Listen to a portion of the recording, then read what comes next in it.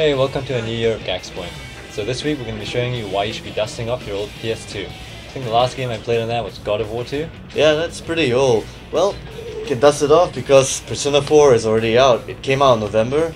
It's a really kick-ass RPG from Atlas, the guys behind Shin Megami Tensei. What we have here is a really good character development, a nice story to follow, like it's a mid mystery plot, leaves you guessing what's going on, and pretty good combat system. Okay, cool. So what's your favorite thing about the game? Oh, it's the many personas you get to collect and fuse and create as the game goes by. Are you going to be seeing lots of that in the video? Yeah, most probably. Let's take a look. Alright. Okay, so Persona 4. What's the story behind this game? You play a transfer student from the city. You are transferred into a town called Inaba, and apparently there's a murder mystery going on that even the police could not solve. So it's basically up to you and your newfound members of your personal Scooby gang to go around and help solve this supernatural mystery. Okay. So who's this Japanese Scooby gang you speak of? Well, you start with yourself.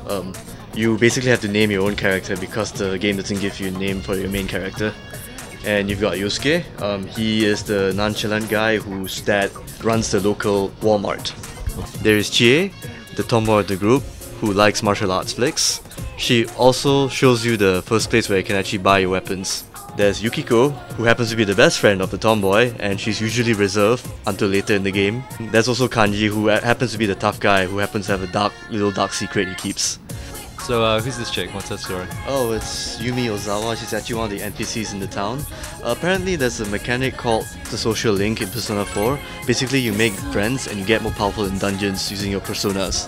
And personas are... Basically they're the manifestation of your characters, which can actually cast spells and whatnot in the dungeons of the game.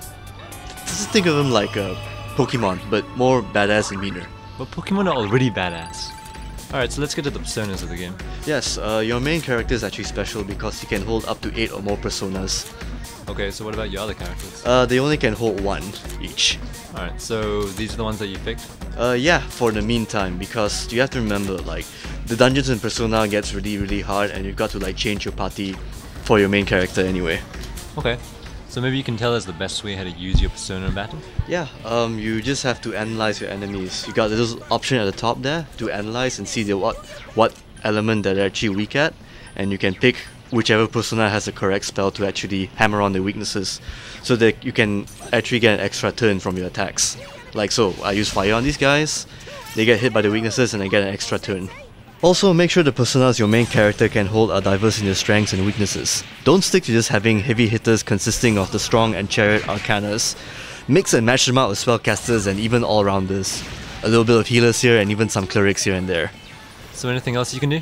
Well, you can do a mass team-up attack that deals mega damage. And you do that how? Well, you have to use like the corresponding elements against your enemies, make sure they're all in a down state, and then there'll be an option that lets you do the attack.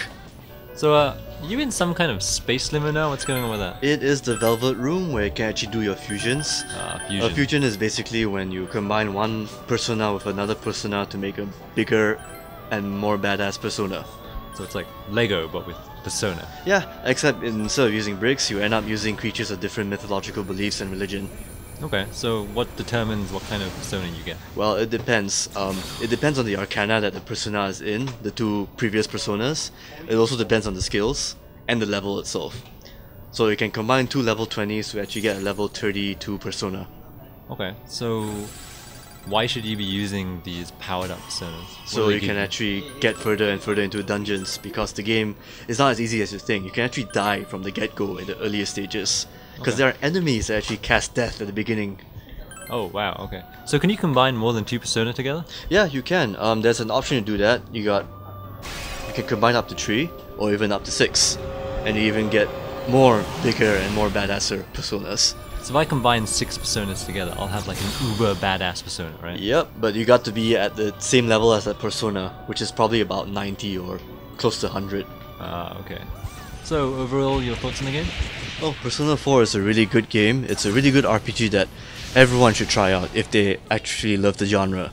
And hopefully with all these insights that we mentioned about the weaknesses and the personas, that you can hopefully get far and create your own brand of really hard-hitting personas. Cool.